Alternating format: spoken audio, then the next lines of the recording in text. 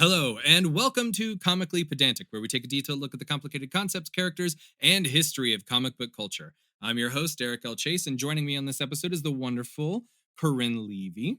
Oh, wow, that's me. I'm Corinne. Heyo. Welcome back. Thank you for joining Thanks. me again. Oh, well, thank you for having me. I honestly don't know what else I would be doing on a Sunday. Before we get into all of this, I do have one thing I just wanted to clarify from the last episode that we recorded. I just went back there. Like sometimes you say things, and I had a note written here, and I read it out, and then it just kind of stuck in my brain. I was like, wait, what was that? So I went back and checked on something. So there was a moment in the previous episode where I mentioned Zoe Quinn's ex, um, the guy who I have decided I'm never going to even try to learn how to pronounce his name. I made a comment about how he released her username and password on an AMA. Yeah. And I went back and I checked my source on that. And here's the thing. There is a comment on that AMA that has been deleted. And his response to it is saying, try this and try this. These are the names that Zoe used before. And so there is like enough there that I'm like, I don't know why this says that. I'm just gonna say for everybody's clarification, I have no idea what was actually going on there. I'm sure it was something that I'm still not super happy about, but it doesn't really hit the threshold of like giving away username and passwords. Yeah, it could be, like, allegedly. And Yeah, honestly, like, I aside from if he did that specific thing or not, he's done a lot of other shit stuff, so it's like, I still don't wanna be his friend. right. All right, and Yeah. I guess so. Before we get super far into all the more depressing stuff, and trust me, this is definitely going to get depressing. I did want to ask if do you have any bright spot for the week? I bought so many books. As we discussed before we started recording, Yeah. apparently today was the day that Corinne did retail therapy, 'cause, as if I don't go to enough therapy. Um, we did some more, and I got, some Batman comics, I got The Long Halloween, and I got Batman White Knight, and I also bought Frankenstein because I read the Mary Shelley book when I was in, like, 4th grade, and when you're in 4th grade, you're not gonna understand Mary Shelley, but Right. Yeah. I'm not in 4th grade anymore. I graduated from that, thank you. Uh, so I'm reading it again, and yeah, that's about it. I got some coffee today. I'm ready to be sad. I made myself so happy today so that I could be Just instantly brought down. tear you down. Yes. All right. So for those that are just joining us on our coverage of ComicsGate, I definitely think it is worth going back to the previous episode to cover all of what led to the birth of GamerGate, the precursor to the comic book community campaign. I'll do my best to recap all of the important points, but I'll largely be building on the events that Corinne and I discussed previously. That being said, it is time for previously on Comically Pedantic. Dun, dun, dun. So Zoe Quinn's ex-boyfriend, who we did talk about at the start of the show, posted a long entry on Tumblr after being banned from other sites for basically spamming his dirty laundry on the message boards. He talks about how Zoe cheated on him, and it is implied that the affairs helped them in the industry. This has no basis in reality, however, since the only person in a position to review Zoe's games never actually had any involvement in covering them. This didn't stop the online community, however, from deciding that this would be the way they would fight back against the feminists that are ruining their games. Focusing on the phrase ethics in games journalism, a widespread and coordinated campaign came about to demonize Zoe Quinn and Anita Sarkeesian. This led to doxing and death threats, forcing both to flee their homes for fear over their own safety. And these couple of weeks of harassment culminated in Adam Baldwin of Firefly fame coining the hashtag GamerGate. So now we have a fully realized campaign with their own hashtag name and motto. It's about ethics in game journalism, quickly turned into both a shield for the harassers and a tool of mockery for the harassed. It was a meme, one that was largely ignored by the mainstream media, outside of a few pieces lamenting the respectful discourse they imagined was going on while highlighting that Anita Sarkeesian was fleeing for her life. It was a strange line to walk, but one that a lot of news outlets followed because they simply didn't understand the gaming world. But starting the very next day, a trove of articles came out to denounce and call attention to the insanity that had taken over online discourse. Now, I'm going to quote from something that Dan Golding wrote. These fires, already burning hot, were further fueled yesterday by the release of the latest installment in Anita Sarkeesian's Tropes versus Women in Video Games video series. In this particular video, Sarkeesian outlines largely insignificant, non-playable female characters whose whose sexuality or victimhood is exploited as a way to infuse edgy, gritty, or racy flavoring into game worlds. These sexually objectified female bodies are designed to function as environmental texture, while titillating presumed straight male players. Today, Sarkeesian has been forced to leave her home due to some serious threats made against her and her family in response to the video. It is terrifying stuff. And even later, Dan begins to analyze why. Quote, and lest you think that I'm exaggerating about the irrelevance of the traditionally male-dominated gamer identity, recent news confirms this, with adult women outnumbering teenage boys in game-playing demographics in the USA. Similar numbers also often come out of Australian surveys. The predictable "what kind of games do they really play, though? Are they really gamers?" response says all you need to know about the ongoing demographic shift. This insinuated criteria for real video games is wholly contingent on identity, i.e., a real gamer shouldn't play Candy Crush, for instance. And I mean, I think that really hits to what's I got going so on. many thoughts about Yeah. that. Yeah, like, cause it, man, like it's like nothing has changed. Like, first off, like if you play a game, Yeah. is a game in my Hmm. mind, you a gamer, my lad. Like, Right. like like you're playing a game. You're a gamer. Go for it. Like, especially if you're passionate about it, you're a gamer. And like, uh, I've so okay. My boyfriend is currently modding Skyrim because he has a new gaming computer. I live in a household of nerds. So Austin literally just started playing Skyrim again for the first yeah, time yeah. in She years. sent me a Snapchat. She was like, "You inspired me." I was like, "Oh, thank you." I kept falling off the tower in the first 5 minutes. I'm glad that this sparked joy. Um, but he was going through all the mods on like new armor and stuff, Hmm. and almost all of the armor is like lingerie Yeah. for female characters. And Hmm. it's like, look, if you want to like go and be hot, like animated, sure, like whatever, I don't care. Hmm. Um, but one, like most of those are like you can see by like the usernames that like made them, it's like most of them are like probably male presenting. And it's like, Oh yeah. sir, like why? And also the other thing that I realized is like you can't put those outfits on the male characters.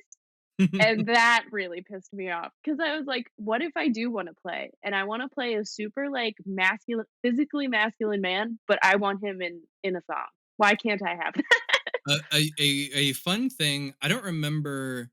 I don't remember what year this was, but there was a thing in the comic book community where they took Hawkeye from the Avengers, right? Yeah. And they decided to put him in what are traditionally female superhero poses, and it just Mhm. highlighted how absolutely ridiculous so many it would be. It's Like so stupid. it would be Hawkeye bending over and like staring behind him, so you see like his ass and his chest and his face all in one shot. And it's common for that to happen, like for like Catwoman or And it's also yeah, almost like physically impossible it to stand absolutely. like that. Your spine is made out of rubber in order to get this You across. have to do like 8 years of yoga And to get al- close. also your breasts would have to be absolutely like unbearably big. Like I don't understand, these people would not be able to stand Yeah. upright in order to show what they show usually. And like You would that's have to have, fine. again, the 8 years of yoga, Yeah. you you know, Mhm. I don't know which specific flow, but, like, someone can figure that out, I'm sure. And you would also need, like, $7,000 worth of, like, surgery Yes. or just be, like, blessed by gods or something. I don't know, but we can't stand like that. I No. gotta stand on 2 feet upright. That's the Right. best I can do for you. And that's nothing, like that's not to say that like sort of the sexy thing cannot exist. Yeah, sure, be hot if you want to. Like, I'm not gonna be mad. That's But cute, I but if that that's can't be it. all that exists, then you're reducing the role of that specific type of character. And in those Yeah. cases, it's a gender specific thing. And it's also if you like, again, like, if you don't allow the male to have that kind of opportunity, because it's like now, like, especially now, like, gender is so fluid, which is like, yay, Mhm. we like fluids. That's great. Um, so sorry. So, like, You just caught me off guard with that one. thanks. I try and be a good ally the best that I can, uh, by supporting all the fluids. But yeah, like, and again, sure, be sexy, but if you're gonna have the sexiness, you got to allow it.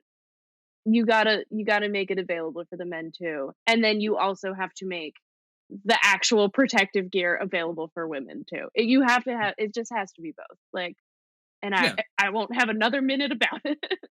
I don't know if you do you watch Star Trek at all? Or I mean I watch it. I used to have like DVDs of it. Okay. I very highly remember Trouble with Tribbles, just the Oh, little fluff balls. yeah. Yeah, I like those fluff balls. In Star Trek: The Next Generation, which is the one with Patrick Stewart, Right, uh, early on, one of the things that you'll see quite often in the background is you'll see the male presenting characters wearing what is essentially the Star Trek uniform as a dress. And right. so like they were trying to get across like, yeah, maybe in the main cast you see the women wear that, but like it's not just the women, you know. It's everybody. Right. Everybody can And wear I a mean dress. for the 1980s, that's pretty damn like progressive of There's them. I think there's, like, a documentary about Star Trek that I really wanna watch, and like, I think it's this like, the original one, like, with Leonard Nimoy and, like, Mhm. Shatner and all that, how they, like, tried to make it very clear that it's, like, all these different, people of different colors Oh and, like, yeah. all this stuff are just working together as a team, and they're just fixing problems, and, like, that alone is pretty cool and progressive, and it's very fun when you just see, like, those one little bits of history where it's like, "Oh, well, this little group of people did good. Yeah. Sucks that nobody else got the hint," but, like Well, it's also unfortunate that even in those early episodes of Star Trek, you still have quite a bit of sexism, just because it was yeah, baked into society. You know, it's it's so like, yeah. you can tell they're trying, but there's Mhm. definitely just some things that they totally went over the head. Right. Like, it was like they hyper focused on one social issue and then we're like, "All the rest are fine, but this one needs to be changed." But But you still see that today, I feel like, yeah. so it's crazy. I mean, and so I just want to get back to a little bit of what we were talking about before with Dan Golding's summarization of like how Yes, Gamergate his started. article. Right. I think Dan did a very good job of describing what was going on. So, like, men were no longer the dominant demographic in the video game industry. So their space was being shared with women. And those that couldn't really cope with that lashed out. The interesting thing for me, though, is that this implies a level of passive agreement with misogyny in the community before women were as large of a percentage as they have become. Like, Mhm. if women existing in this space was a threat, then it stands to reason that the behavior exhibited in some of these communities could be seen as unacceptable or harmful to women to begin with. Like, Yeah, just if you exist there and that's a threat, then what you're doing is not good for these people that exist here now. Yeah. And that is troubling. And that's not to say that women were never in like those communities before, because they very much were, but they only posed a threat when they became a dominant force, when they were Yeah. driving sales and creative decisions. So like suddenly these men felt like what they had was being taken away, and the critics of the things that they like are telling them that they are bad for liking it. And Yeah. neither of those things are true. I mean, obviously, but that doesn't change how it felt to those that were involved. So like they're just feeling like you're saying this thing that I have is not good because you're telling me that it's sexist. So you're calling me sexist. Like, that doesn't work, and that's not what was being said, right? Yeah. So, like this post that Dan wrote obviously brought a lot of attention to the gaming community, but it wasn't the only one to be written. Polygon, Kotaku, BuzzFeed, The Daily Beast, and even the Financial Post all published their own articles on the state of gaming and the harassment involved. And this is actually the first time that I ever came across Arthur Chu, a Jeopardy winner and columnist that I recommend everyone follow.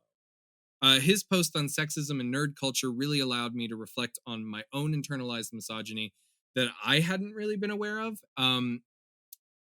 And his article on the gaming industry during this time was equally well thought out, but that also unfortunately brought on the ire of those very same people that he was discussing. Um, Ah. I don't know if you know who Arthur Chu is. Not really. I would love, like, a little background on that. So he Arthur Chu was on Jeopardy, and a lot of people were mad because he had a very unorthodox way of playing. Um, Oh, but he did really well. Like he won a ton of. I don't have like the numbers in front of me, but he won a ton of games like in a okay, row. cool. Um, Good job, bud. and yeah, and I didn't know. I mean, I love Jeopardy, but I don't watch it like daily, so I didn't really know him from that. But Yeah, Jeopardy's kinda one of those things that it's like, you sit and eat cereal and you, like, half watch it, but once mhm, your cereal's done, you kinda just turn the TV off. right. I I found him through an article that he wrote, or a piece that he wrote called um, "Your Princess is in Another Castle," and Ooh. I I love it. I have read it to some of my friends. Mhm. It is a very good look at sort of how in nerd culture, um, m- misogyny can be baked in without you even thinking about it, right? So Oh, yeah.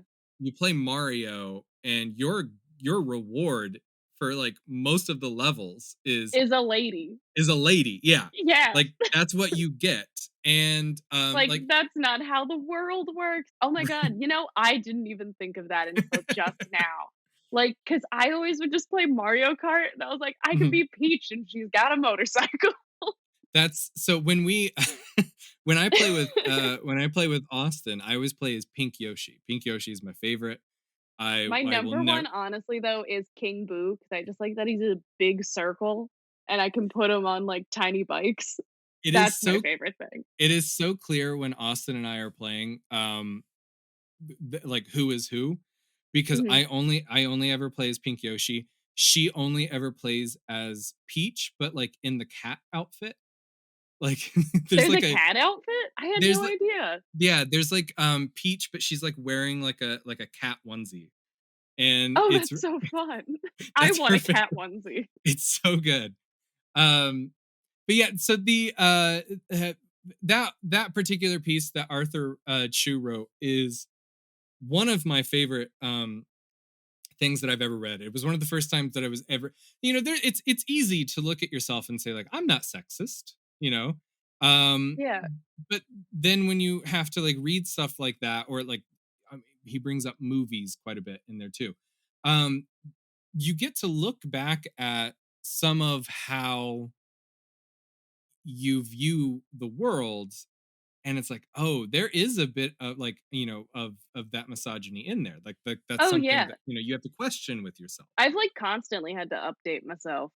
I Yeah. love that that made me sound like a robot, um, but I'm not. Beep boop. But yeah, no, there's always shit like that. Like, I feel like there was a solid moment in middle school where I was like probably I was 100% probably like a pick me, you know? Yeah. Like and now I look back at it and I'm like, "Oh, thank God I learned."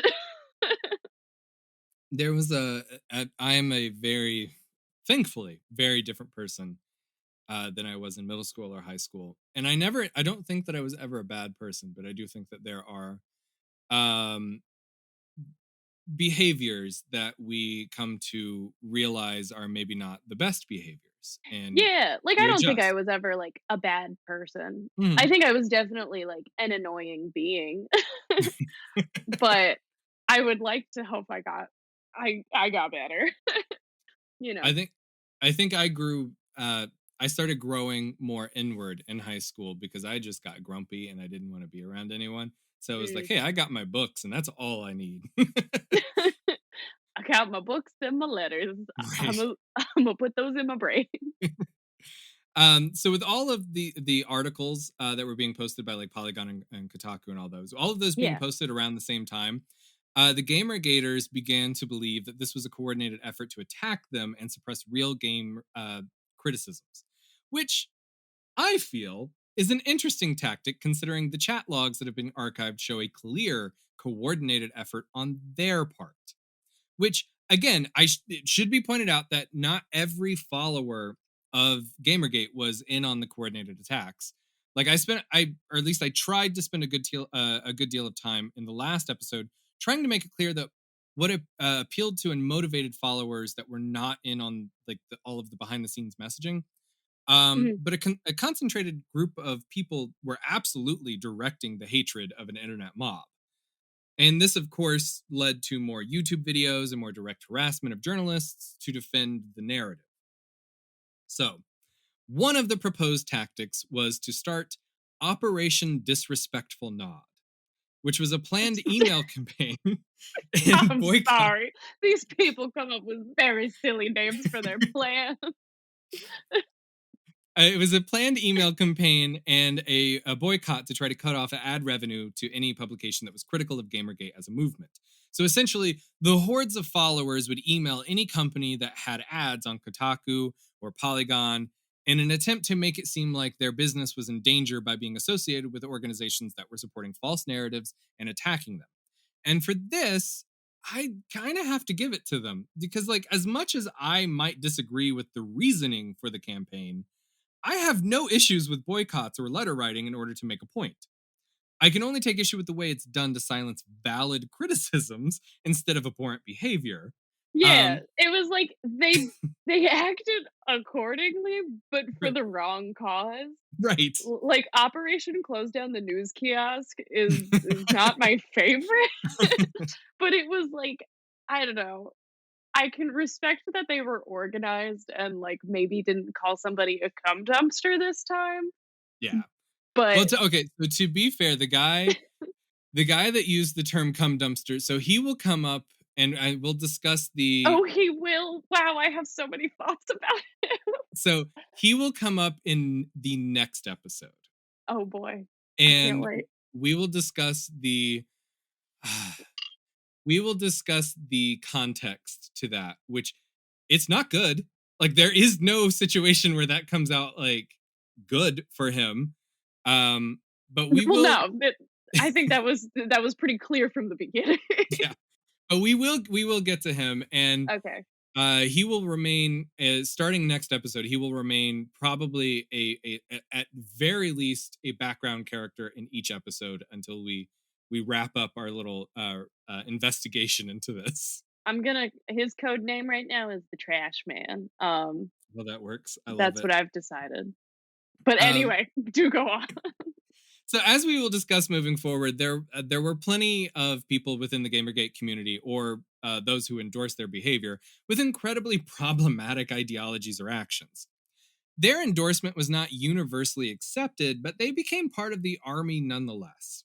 So, like, you don't necessarily, like, not everyone is on board with everybody who's in this movement. Mhm. However, you do have a movement with a bunch of shitheads in it. Like, so you kind of don't really have any place to go except for somewhere bad. Yeah, it's kinda hard to walk when you're walking through a shit pile. Right. So It's just thick and mucky and gross and a miserable experience all throughout.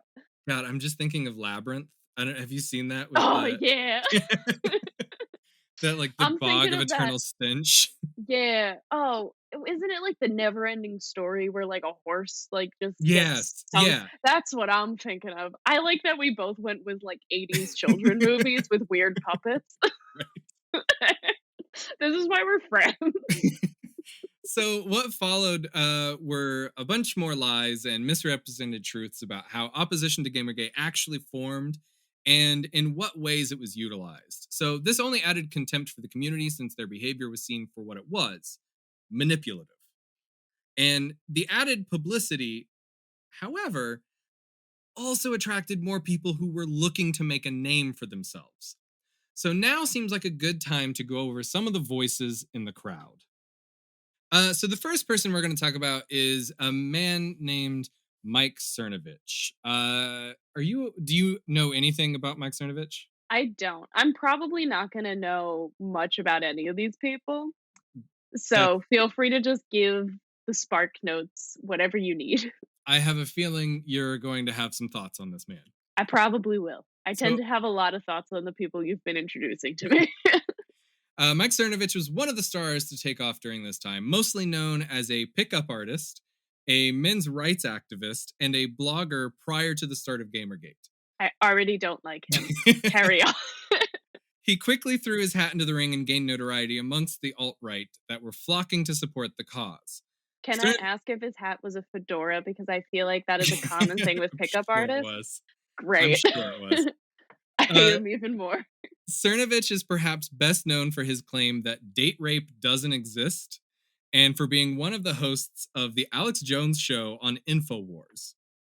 But it is still important to see his actions around this time because he quickly started calling for publicizing the information of people seen as enemies to the Gamergate cause.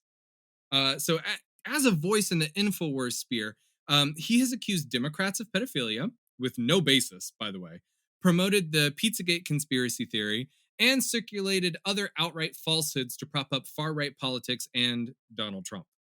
Uh, are you okay? Do you know the Pizzagate conspiracy theory? I mean, it was a big thing Oh, for a I while. sure do. That's one Okay. of the few gates that I do know about. Yeah, Pizzagate's fucking wild. Cernovich was there. Cernovich was way up there in that whole milieu.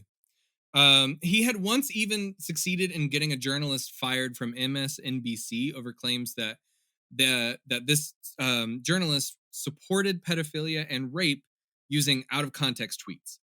The journalist was later reinstated when it was made clear that the actual point of what was being said was the exact opposite of what Cernovich claimed. So, basically, he went and he found some like sarcastic tweets, basically, Right. and was like, "Look, this guy said he is for pedophilia. Like that's a thing that this guy said."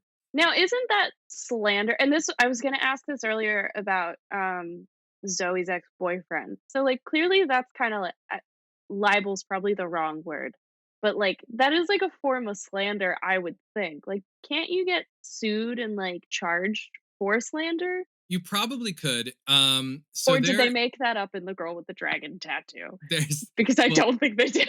okay. Well, keep in mind with the girl with the dragon tattoo, that is also a wildly different country with wildly different laws. So, True, like and I when forget that not all of us live in Sweden. I right. don't live in So, Sweden. and that one of the cool things, or at least I think kind of cool about Sweden, is they have a very uh they have a very high bar for what you can publish. Like Yeah. you've got to be able to prove this shit.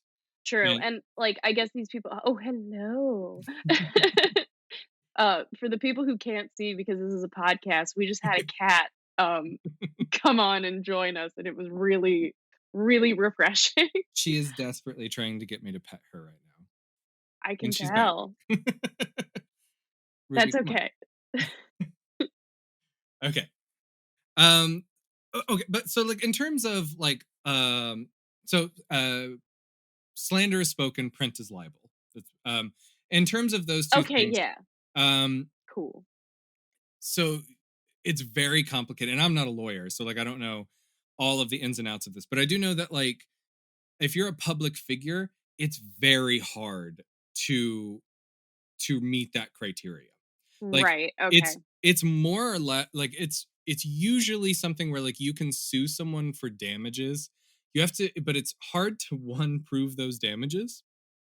Um Yeah, and I guess with this case too, especially if it's, but it's also because it's, I guess, what you can and can't use as evidence. mhm. And this all happened like a couple years ago, so it's like maybe laws weren't like updated yet for the internet, which is dumb. Um, because it does, like, I mean, it's very clear a lot of damage happened to Zoe and Anita Oh yeah. and And these, just all these women, and this it's actually an interesting thing that you ask right now because Mike Cernovich working for InfoWars. I don't know that Cernovich was pulled into this. Probably not because I don't know how much Cernovich had to do with this, but mhm. Alex Jones, who runs InfoWars, Yeah. recently lost two lawsuits about his behavior when it came to Sandy Hook because he said basically it didn't happen. These people were acting, and he like egged on the harassment of these families. Oh, do we have a Corinne's mad counter on this episode? Because if we didn't, it's starting now. So the other thing is, I don't know. Do you listen to or watch Sam Cedar on like? Occasionally. Okay, that's the journalist that Mike Cernovich got fired from MSNBC. Oh! That's like Oh, no! that's. I mean, Cernovich, like he stepped in and like misrepresented a bunch of shit. Sam Cedar gets fired. He gets his job back, right? So I mean, that all worked out in the end, but it's Yeah, like that's but kind of he fucked up. still Like, I like, lost, like, yeah, that sucks. He was still, like, lost his job for a period of time. That's stressful, to and say like the least.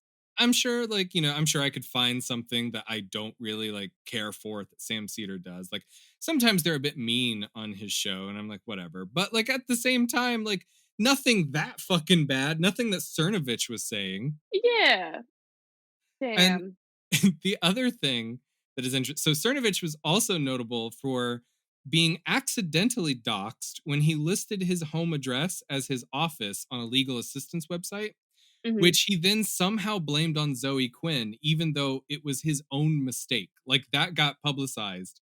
And he was like, someone doxed me. But it was like, you doxed your fucking self. You're just an idiot. Right. I'm sorry, sir, but you're dumb. And Mike was not the only person looking to make a name for themselves at this time. Right. We're now going to talk about a man named Milo Yiannopoulos. And do you know Milo? Are you Spark notes me. okay? Milo is, as of writing this, so I mean, this could change very quickly. He's a man who claims to be straight.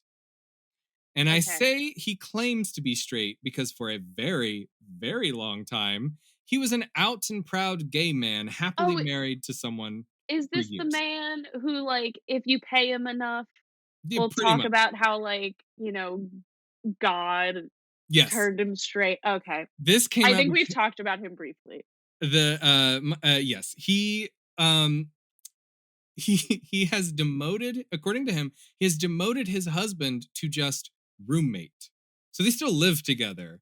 And they were, I thought you were gonna say he demoted himself, and I was like, "Okay, so he still knows that, like, being gay is better for him, like, he could promote himself to gay again."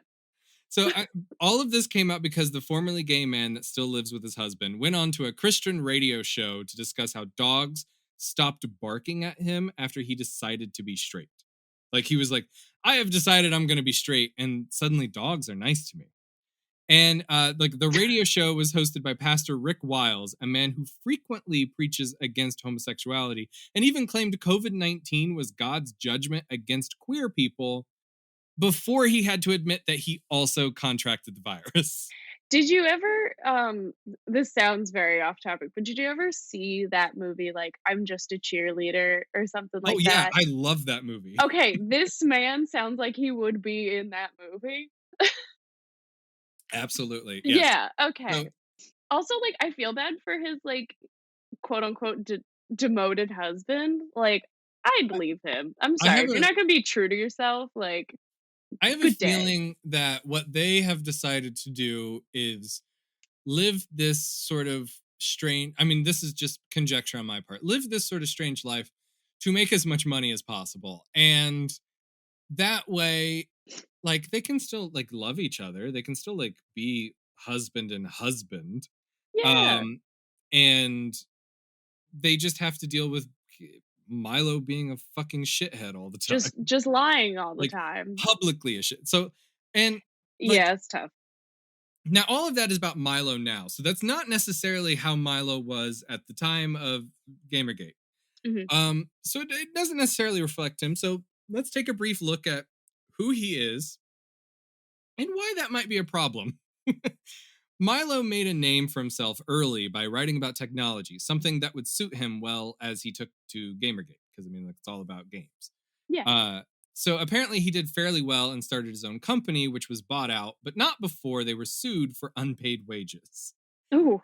Shortly after this, he was hired to write for Breitbart, a publication known for its conservative views and controversies. It was while he was working for Breitbart that Milo came to Gamergate.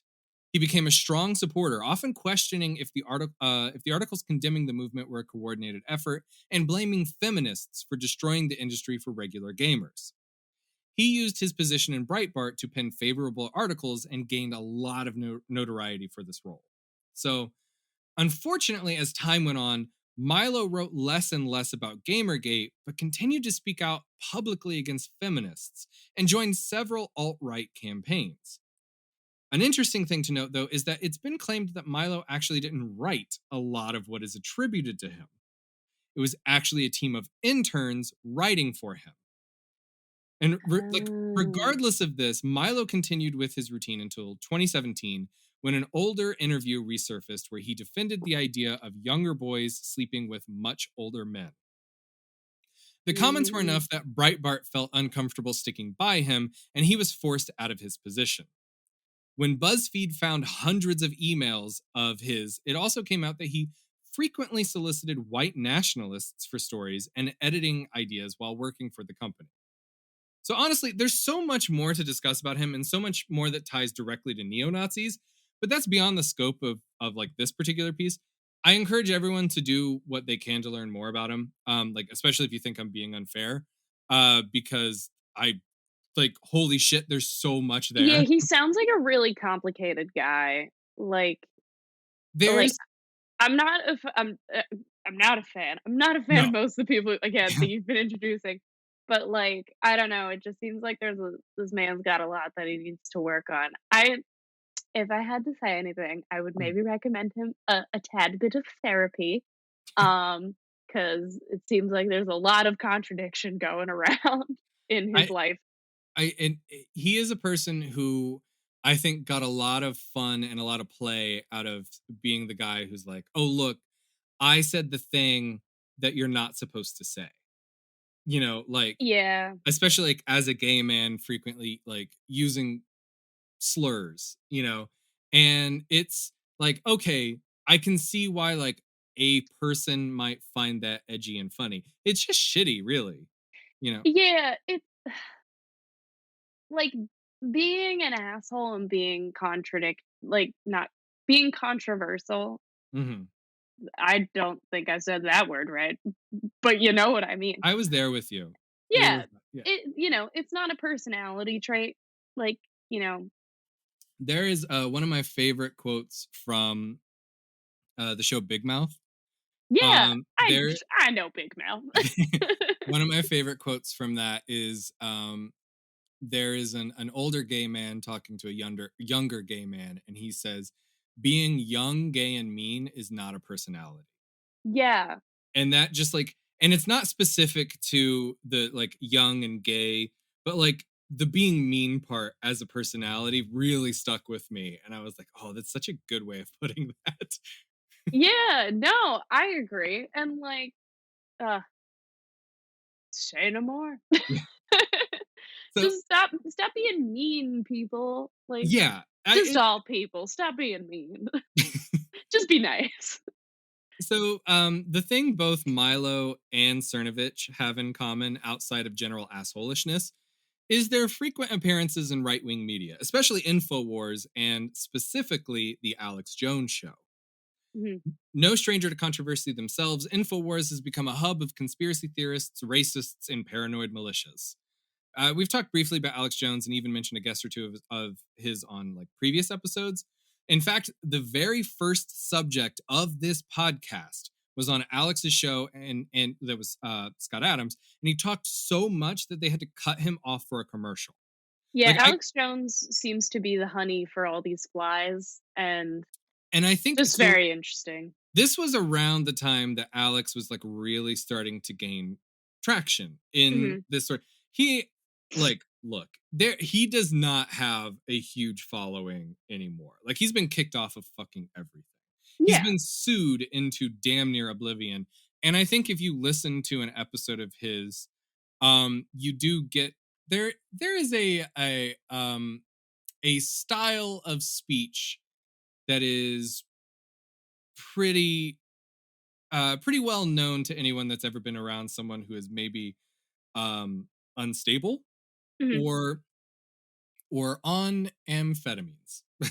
Like there's there's One or the other. or both actually. So like there's a There's little a bit like Venn diagram for this dialogue.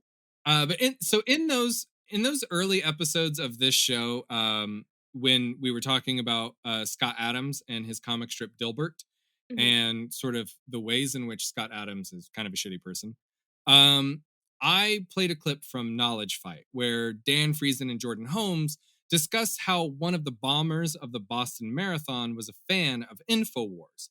And I want to replay that here before we go any deeper into what we are discussing because I think it's incredibly relevant. An important element of the story is one that perhaps can't really be told by regular news outlets. And honestly, it might be a minor point, but I consider it to be very key. And that is that Alex Jones and InfoWars are compatible with so many different kinds of extremism and will never, ever do anything to de radicalize someone. If you're someone who thinks that the Jews control the world, you'll hear so many things that resonate with your beliefs in Alex's rhetoric. You can tell yourself that he's smart enough to be subtle so the powerful Jews don't kick him off the air, and that's why he's not overt like you would like him to be. If you're someone who's inclined towards Islamic extremism, Alex will provide you with all the anti-American government rhetoric you're looking for. And just for good measure, you'll hear constant denials of high-profile instances of terrorism, saying that they're actually the government attacking itself. If you're a white supremacist, you'll get your fill of white victimhood narratives all day long, accompanied by an insistence that these white identity narratives aren't racist, they're common sense. If you're a militia weirdo, Alex has you covered with all the revisionist American history you need to justify your belief that one day you'll be forced to nobly kill your fellow citizens in order to bring back the glory of the Republic. When I hear a report that a person driven by extremist ideology ended up committing a horrible act, and I hear that they were a fan of Alex's, my immediate response is, that makes sense. That doesn't mean that Alex is fully or even partially responsible for what they do, but it's foolish for us not to recognize Alex for what he is, or at least what he was for many years, and that is a radicalization pipeline. So I want to thank the guys at Knowledge Fight again for agreeing to let me use that clip when discussing InfoWars, because I think it's really important to get across the type of show Alex Jones makes. Yeah. It is like it's hard to dig into how InfoWars operates without dissecting Alex Jones as a person. And I really think that the two most qualified people for the job are Dan and Jordan over at Knowledge Fight. There's like absolutely no way that I could compete in that regard, but I can give a brief overview of like how that company operates. Mhm. So, like prior to around 2013, Alex was constantly pumping out material like documentaries and like just like his radio shows. And unlike other radio shows, Alex never charged for his feed. Thus, he made no actual income from producing the show directly. almost all of the money that he took in came from like indirect income related to the broadcast, like selling his DVDs and other merchandise on the show. And this meant that he always had an incentive to sell, and he always had to have an angle. Unfortunately for pretty much everyone, Alex is obsessed with the idea of false flags and everything being both fake and controlled by the government. If you listen to his show long enough, you'll hear moments where very far-right talking points from places like the John Birch Society, Christian Identity, or the Sovereign Citizen Movement start popping up. But it's around 2013 that Alex had switched gears slightly. And this is just before Gamergate. Okay. So he no longer promoted his DVDs or other merchandise quite as much. He started selling his own products like dietary supplements and male vitality pills. This Oh, worked. Yeah. that's such an odd turn. So he had male vitality and female vitality. I forget like the specific names, but like the male vitality and female vitality are worked into the names of those pills. And he does a lot to try to imply that they are like for sexual gratification, but Uh-huh. without ever saying that's what they're for. You know what I mean? Yeah. Like there's an episode where he had one of his cohorts come on and talk about how his wife asked him to stop taking it because she couldn't like deal with him anymore sexually is what they were. Yeah. But like I have no fucking idea what those are. I just know a lot of what he sells is kind of bullshit. Yeah. Like they don't really do much for you, or you could get something much better for much cheaper. Yeah. But like that, like sort of like business model that works perfectly well for someone like Alex, who often uses lies or distortions to scare his audience and then sell them items that he thinks will fix whatever they're scared of at any given moment. So, Mhm. like, for instance, during the coronavirus pandemic, Alex had a guest come on to tell the audience that they were going to all die and that there would be only lone survivors, and then frequently tried to push his colloidal silver as the thing that will protect them from the virus. This happened over and over again until the New York State Attorney General issued a cease and desist on this practice, and Alex switched gears to claiming that the virus was both a hoax and also kind of real, but not as bad as like getting a cold.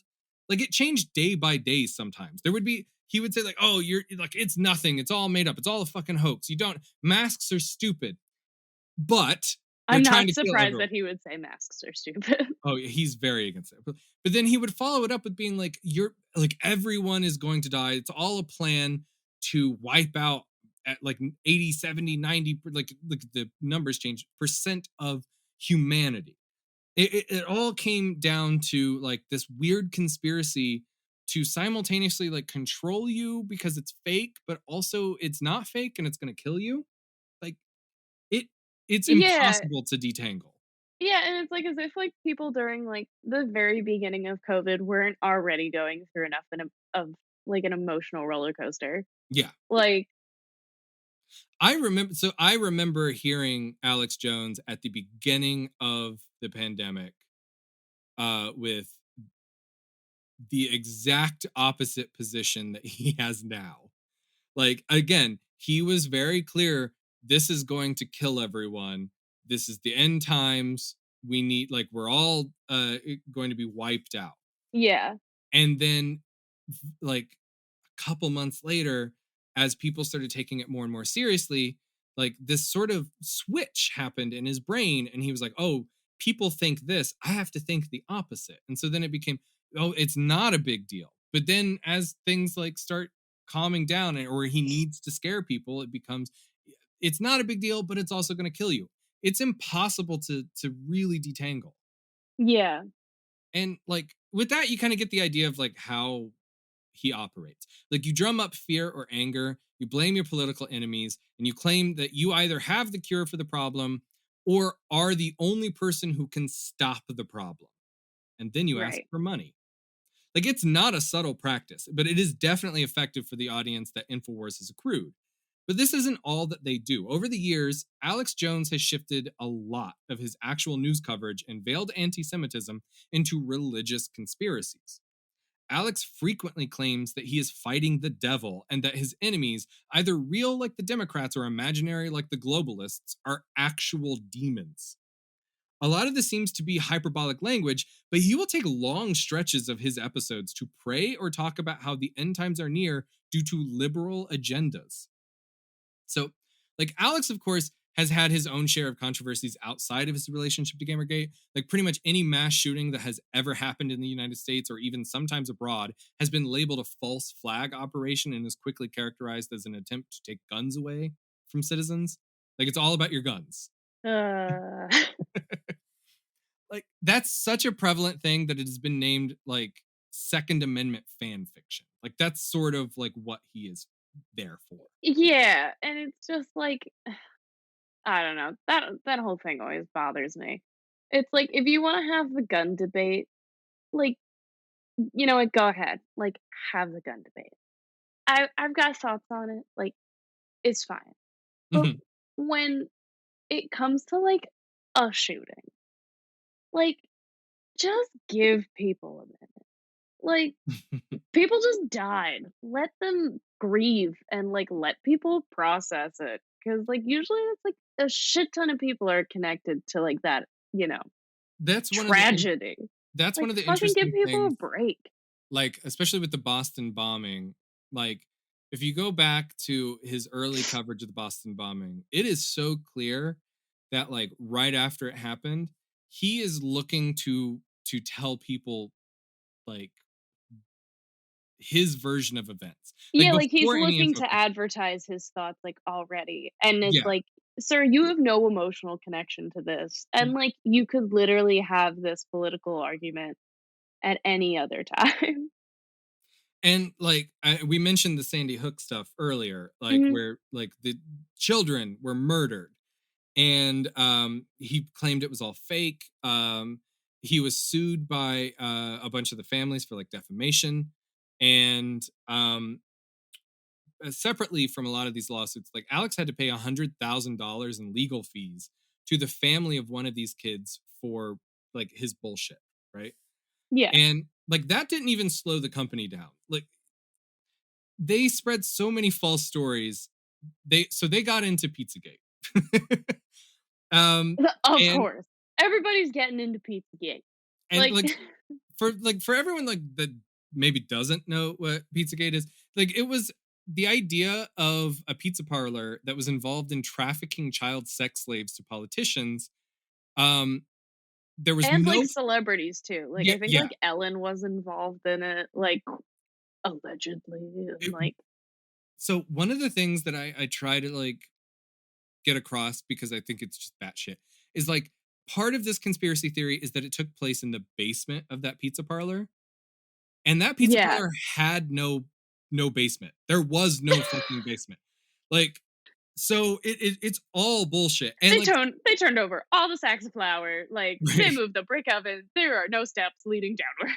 Well, someone went to that like ping pong or like Comet Pizza. I forget, like whatever. The pizza place. Someone went to the pizza place and like with a gun Oh tr- no, and like that part shot I the. didn't know. I thought they just had an investigation. No, they like a guy went there with a gun trying Ah, to prove that this thing was real. And man, I he like hate the internet. yeah. People fucking nuts. Like other things that like Alex Jones got into, like he claimed the Chobani yogurt guy was bringing in migrant rapists into the country. Um he like yeah, I don't know why he Like got the owner of Chobani yogurt. yeah, who by the way, like I mean he's like a billionaire, so like fuck him, because like you can't make $1 billion But like and like I also like I like Chobani yogurt. Like Chobani is great. I I think they like have nice yogurt. I no, but like also the company itself has seen, like from what I have been able to find out, has done a lot of really nice things. Like Yeah, it just seems like listen, it's a company that just wants you to have your probiotics. And as a nutrition person, please have your probiotics. but like Like I'm pretty sure the people that like were coming into the country that like I think they were tangentially related because I think he was giving them jobs. Like it was like it's all like yeah. none of it makes sense. Like it doesn't fit what Alex Jones wants you to think, but like It's because he's selling a feeling, you know? Yeah. Like he's harassed people at rallies. He was part of the January 6th rally that turned into a violent insurrection. Now, Oh wow, I'm so not surprised. I do want to make it clear that like he was not part of the riot. Like he was actually telling people don't go over there. That's a bad idea. However, he has definitely played a lot of defense for these people who did do it. And he's friends with some of the people who were recently arrested for conspiracy against the United States. So, like, even after all of this, like, he had guests on to downplay everything. He claimed that it was Antifa that did it, not really the conservatives, that they were tricked.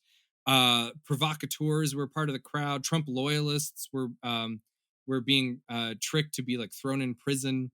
It's all a method to overthrow democracy. It was all bullshit. Like Alex Jones just was trying to keep his little audience, and his audience are people that really like Trump and really like that world. And he knew he couldn't necessarily say like, oh, this was all bad, because like if you tune into Tucker Carlson is saying like, oh, we didn't do this. It's actually them that was in the wrong, you know? Yeah. Like the point that needs to be made here is that it is clearly documented how often InfoWars lies and obfuscates the truth to bolster their arguments. Like outside of the knee-jerk reaction to try to stop themselves from feeling bad, the ideology is based on excusing issues with people they support and demonizing those that they don't. A politician or activist that they like can take part in a violent act or sprout racist diatribes, and they can try to find a way to excuse that. But anyone considered to the left of them on the political spectrum has to be perfect, or they will do everything that they can to tear them down over those flaws. And this is usually helped by people supposedly on the same side. Like, it's no different when Sam Cedar was fired from MSNBC when Cernovich dug up years-old tweets. Sure, he got his job back, but the attack remains and highlights the hypocrisy that is a feature of the operation. Right. Either by pure ideology or association, this mentality bled through Gamergate. You can't criticize them lest you get mobbed by voices trying to harass you into silence or agreement. Any dissidence is met with extreme hostility. This needs to be made clear because we are about to discuss another group that threw support behind Gamergate, and even later, ComicsGate, that they absolutely don't want to acknowledge. You have internet celebrities and attention-seeking like fame, like Milo and Cernovich. They tend to skirt on the edge of racist or misogynistic comments, just sliding by with little thought to consequences. And then you have InfoWars and their operation doing the exact same thing, but also pitching an entire mythology of conspiracy theories that center on anti-Semitic lies. Behind all of them is a bigger threat, one that's more open about their racist, homophobic, and misogynistic intentions. Have you ever heard of Stormfront? No. Okay. Sorry, I tried to say it as chipper as possible because everything's really sad. Oh, this is prepare. I'm strapped. I got my tea. I'm strapped in. Am I gonna need to spit take because I don't want to spit on my computer? I think your jaw might drop. Okay, so I'll just dribble on myself. That's fine. I can handle that. Stormfront began in the 90s as an online bulletin board that supported former Grand Wizard of the KKK, David Duke's senatorial campaign. Don Black, another former Grand Wizard of the KKK and member of the Nationalist Socialist White People's Party, founded the website and allowed the Nazi Foundation's hate rhetoric and Holocaust denial to run rampant along the site. You know, I said this before, and I think it was before we were recording, but I'll say it again. My opinion is that Nazis aren't very nice, and I don't like them. My other opinion is I don't know why people are trusting people that claim themselves as wizards. Maybe don't do that. Oh, actually, fun thing about that. Do you know how this ties into Superman? Oh my god, no, I don't. What did they do to Superman? No, this is actually a really cool story. So Oh, I don't. okay. This was like way back in the early days of Superman. So it was like a peak Superman, like hysteria. People are crazy about him, Yeah. and there was like a growing problem with the KKK in the country, as there seems to always be. Yeah. They're always there, unfortunately. They're just like that pimple you can't pop. Like, Yeah. cause you start to pop it and it hurts, and then, like, it bleeds instead of, like, the the gross stuff coming out. Oh yeah. Um, and then it just grows bigger, and you're like, "God damn it, I need to see a dermatologist," but you can't afford a dermatologist because you live in America and insurance sucks. If this analogy is going on for too long, you can please cut it. It's No, okay. I. This is staying. Every bit of this is staying. Okay, great. Anyway, that's my thoughts on the KKK. They're just a big pimple that everybody hates. So Anyway, Superman. in the early days of Superman, like hysteria, there was a radio show, and that like the radio show is part of like what gave Superman a lot of like his more common attributes, like the kryptonite came from that, and Right, okay. a lot of the phrases people say like can leap tall It's a buildings in a single, bird. yeah, It's a stuff, all plane. of that comes from this like radio show. Great. So during that time they also decided to do Superman like takes on the KKK. And Okay. part of this was a way for them to publicize this bullshit of like Grand Wizard and like Grand Dragon and all that stuff. And it made the KKK into such silly villains. Yeah, That like it people suddenly were like, "Oh, I don't want to be associated with them. They're fucking losers." they're so stupid. And I like, did you ever watch, Django Unchained? I actually haven't seen that one yet. Okay, it's really I like Tarantino. Like, every director has their faults. But I like Tarantino. I think he's Great way to I follow up by like Tarantino. but, Yeah. he's a popcorn movie for me. Oh, yeah. Look, I'm never Inglorious Bastards is one of my favorite movies. yeah, it's an interesting watch and, good on him. Hateful Eight, I just think it's a fun western and Mhm. somebody's dick gets shot off, and that's fun to me. But in Django Unchained, they have a scene with the KKK, and they're arguing about, like, their wives cutting the holes in the sheets, like, "Damn, Oh, this is yeah. so," like, and I'm just and I was like, "Damn," like, they made the KKK so stupid because they are. Well, that's sort of like And, like, that was it was like the just such a idea. good scene that made them, like, less scary. Because in a lot of media, they're like, "Oh, it's the big scary KKK." But it's like, "Nah, these are just fucking losers that had, like, Madeline cut holes in their bed sheets that they got at, like, TJ Maxx in the 1800s."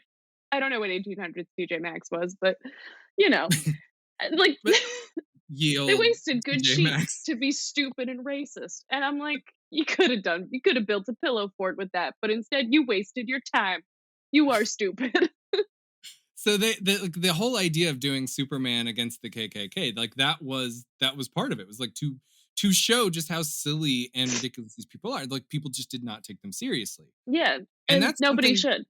that's something that I have kind of taken to heart. Like that's part of why I think writing about ComicsGate or GamerGate, like there are terrible ways of doing it, right?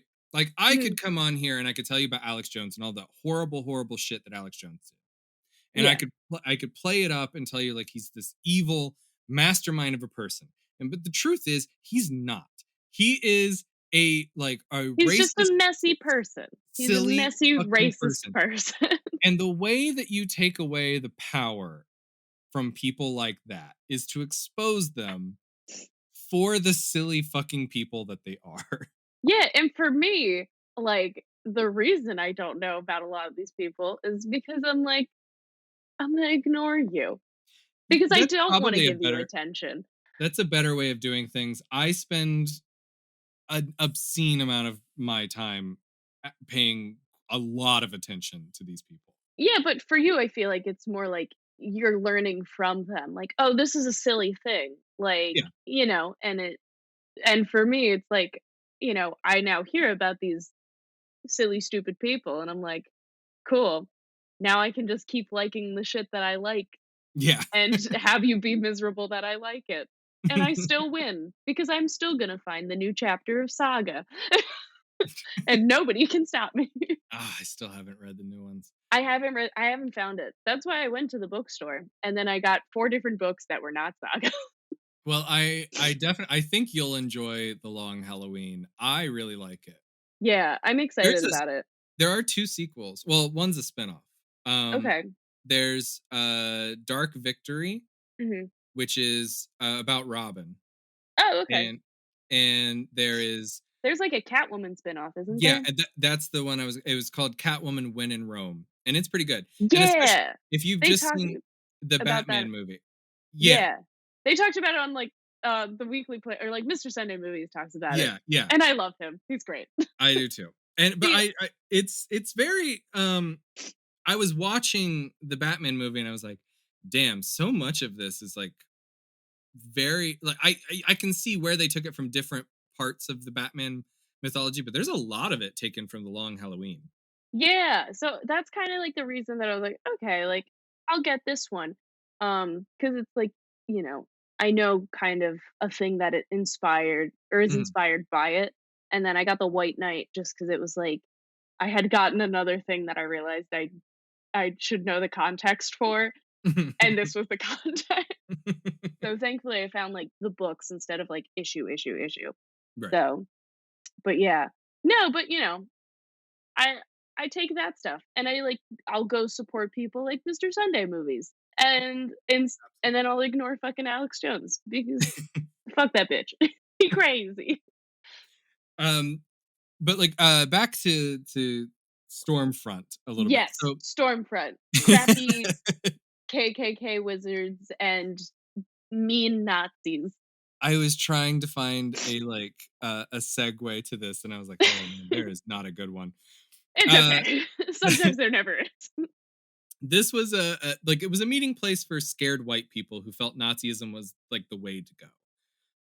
Like too much could be said about the proliferation of the site and its contents, but I want to first defend my assertion that it's related to the 3 previous subjects that we talked about, like Mike Cernovich, Milo Yiannopoulos, and Alex Jones.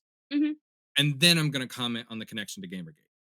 Okay. So Reveal News actually ran a piece on the connection between Alex Jones and Stormfront. And in doing so, they reached out to a journalist who specialized in covering far-right extremist movements. And I'm going to quote directly from the article, starting with David Newart's findings. I think it's Newart, by the way. So, quote. We're sorry, David. We Yeah. don't know what your name is. This is from their article. There Okay. are many different kinds of far-right extremists in America. Neo-Nazis like England, militiamen, patriots, and oath keepers, white nationalists, Proud Boys, anti-Semites, misogynist incels, like those are all there. But they all Right. have one thing in common. They functionally live in the same alternate universe. The epistemological bubble, concocted and controlled by a mini media industry of conspiracy theorists who make large bundles of money by conning true believers into believing them. And the number one purveyor in all of this, he said, the man who took the marketing of his bubble mainstream and in the process ruined millions of people's lives, is Alex Jones. InfoWars essentially functions as a gateway drug for convincing people that a shadowy cabal of elites is manipulating the world behind the scenes. It's a narrative that requires an oppositional other, and often that other is defined by racism, anti-Semitism, and Islamophobia. That's a narrative Jones frequently pushes explicitly. So, like, this argues, like, the two, like, Stormfront and Alex Jones, they form that pipeline. InfoWars leads directly to Stormfront. And this is something that Don Right. Black even agreed with, stating like Don Black from Stormfront said, yeah, in some ways, I can appreciate Alex Jones because he is an entry point for a number of our people. Yeah, Alex Jones is like an issue 1 comic. And Right? then Like And That's then how you get in. And yeah. it's like, look, if someone were to say to me, I became a Nazi in part because of you, I would take a step back and look at some of the shit that I have done. Yeah, and you would think that, like, you know, it the f well, I mean, for me, like, 1, I wouldn't say any of this shit, but, like, because I don't believe any of that shit. Right. But so, like, with his Sandy Hook case, Hmm. you would think the fact that somebody is suing you would maybe be like, "Oh, I upset somebody for a valid reason." And then but if you don't get it then, you would think you'd get it by the fact that you fucking lost the case and had to lose a significant amount of money because of how, like, shitty you were. You would think that, like, with these people who want to make a profit off of, like, these thoughts, that, like, the fact that he just lost so much money, you would think that maybe would, like, I think that make discount him kind of reflect a little bit. I think that discounts two things. One, his extreme narcissism. Yeah. And two, it's something that you kind of see with people like Marjorie Taylor Greene, or like in Alex Jones, and a lot of these other people. You get people who define themselves by opposition. So, Mhm. like, if someone is telling you you're doing something wrong, if someone's mad at you, that brings validation to you. Yeah. Like, you're like, yeah, I'm pissing these people off. That means I'm doing something right, or I'm Oh, being, you know, no. Therapy button. yeah. Therapy button. Like, Ah. it's not just Alex Jones and Infowars that connect directly to Stormfront and the ideas that like are spread therein. Yeah, but Uh, there's certainly, they're a big part of it. yeah. BuzzFeed News had an entire expose dedicated to leaked emails from Milo and others at Breitbart, but like Mhm. specifically Milo Yiannopoulos. So not only did Milo frequently reach out to white nationalists and neo-Nazis for story ideas and advice, but even his passwords conform to those beliefs. Oh. Quote, Ooh. Oh, no. in an April 6th email, Alam Bukhari mentioned having had access to an account of Yiannopoulos's with a password that began with the word crystal, such as like Kristallnacht, an infamous 1938 riot against German Jews carried out by the SA, the paramilitary organization that helped Hitler rise to power. Like, it's sometimes considered the beginning of the Holocaust. And if that's your password, maybe not a good thing to choose. Yeah. In a June 2016 email to an assistant, Yiannopoulos shared the password to his email, which began Long Knives 1290. The Night of the Long Knives was the Nazi purge of the leadership of the SA. The purge famously included Ernst Röhm, the SA's gay leader. 1290 is the year King Edward expelled the Jews from England. So, like the easy defense to this would be just to make the claim that like it's all a joke. But like, I mean, especially But when you have no, it's not. It's your password. Like, when you make a password, like even you're when not thinking like, "Oh, this would be so funny." Like, no, you're like, "This is something that is specific to me, and I can I'm gonna" like I can kind of see someone like I've done joke passwords, but just because it's like, oh, it'll help me remember it. like, unless your password is like Mr. Poopy Pants, like, I Right. don't know how you could consider, like, you know, that stuff's not funny though. Like, Well, and and like, but especially if it's so many of them, like, you clearly have a theme going, like Milo tends to be the kind of person who's like, whenever he's caught in a problematic situation, he's like, hey, I was just joking. It's all a joke. Why can't you guys take a joke? So the problem with 'cause you're this not a comedian, punk. is like, in these particular like circumstances, these weren't meant to be public passwords, nor does referencing these events have anything to do with a joke. They're just references. And like ones Exactly. like And Milo again, they're felt a password. They're not meant for public eye, so you made the choice he privately. he felt these were important enough that like they could be like they were on his mind enough he would remember them. So like it kind of fits pretty well like with another situation that he was involved in that happened in Boy. Dallas, Texas, when Milo got on stage at a karaoke bar filled with alt-right people, including noted white nationalist Richard Spencer, perhaps most famously known for being punched in the face on national TV for being a white nationalist. So, like, while on stage with Richard Spencer and all these other people, they were singing "America the Beautiful." The crowd, including like they were singing it like to the crowd, and all of them, including um, like Richard Spencer himself, Yeah. raised their arms in the Nazi salute. One, what a shitty song to do to karaoke. I know, Like, what a lame ass choice. Lame ass choice. And two, just big yikes all around. That Corinne's mad, right? count it, and and big yikes. That's I feel really bad for the people who were at the karaoke bar just to be at the karaoke Oh bar. my god. Like who didn't know that it was a meeting probably of sorts. Yeah. Like, ugh. Now I I'm just I'm feel gross. to defend himself, I'm gonna quote Milo himself. All right. Mhm. Milo said, I have said in the past that I find humor in breaking taboos and laughing at things that people tell me are forbidden to joke about. Um, but everyone who knows me also knows I'm not a racist. As someone of Jewish ancestry, I of course condemn racism in the strongest possible terms. I have stopped making jokes on these matters because I do not want any confusion on this subject. I disavow Richard Spencer and his entire sorry band of idiots. I have been and am a steadfast supporter of Jews and Israel. I disavow white nationalism and I disavow racism and always have. And he added that during his karaoke performance, his severe myopia made it impossible for him to see the Hitler salutes that were just a few feet away. So, like, this, of course, doesn't really account for the emails that were uncovered, actively courting the type of people that he just disavowed. And Yeah. a quick scroll through the message boards like on Stormfront showed several people who were happy with either Milo or Cernovich's work, but unwilling to accept that these people as part of their movement for not going far enough or for blatantly homophobic reasons. Like they don't like Milo because Milo's gay.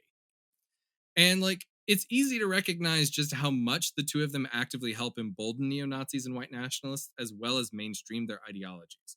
Like that's what they have chosen to do with their lives. Yeah. And that's what I can't wrap my head around. Like that's something that No, I you can't either. Like,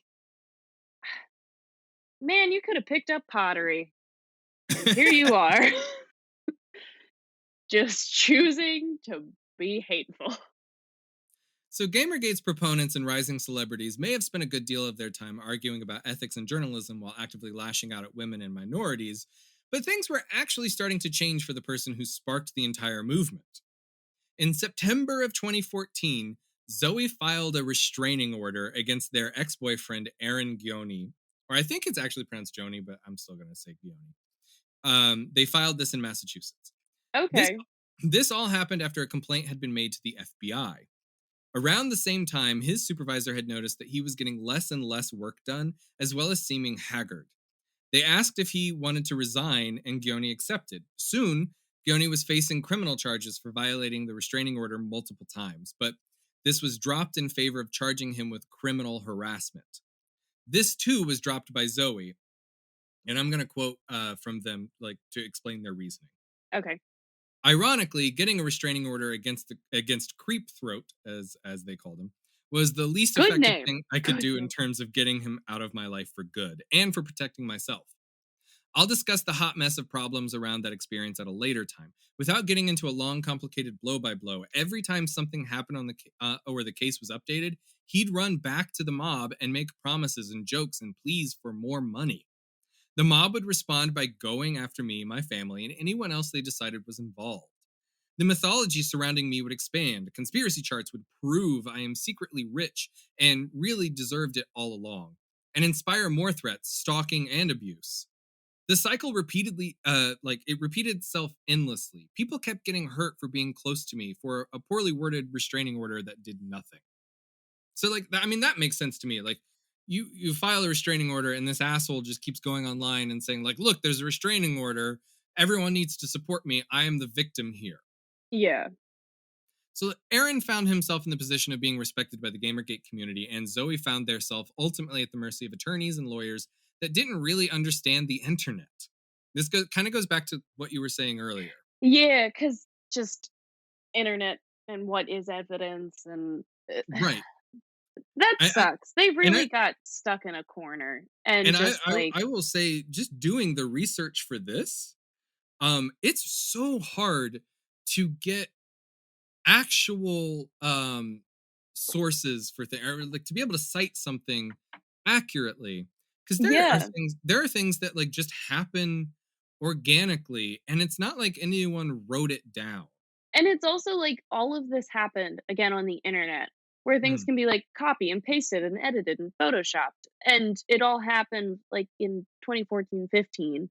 Mhm. So it's like all of this could have just, you know, been changed and I just feel bad for Zoe. Like she just tried to they just tried to do just like a reasonable Yeah. decision of like, yeah, I would like this person out of my life. And then they just got fucked over by it. And it's like the law is supposed to help. I'm not going to get into my whole TED talk about the law, but Oh, just I wait. just feel bad for them. Like, uh, According to the Washington Post, Quinn had been forced multiple times to explain how Twitter works, what doxing is, and even how an online mob actually works while trying to defend themselves from these threats.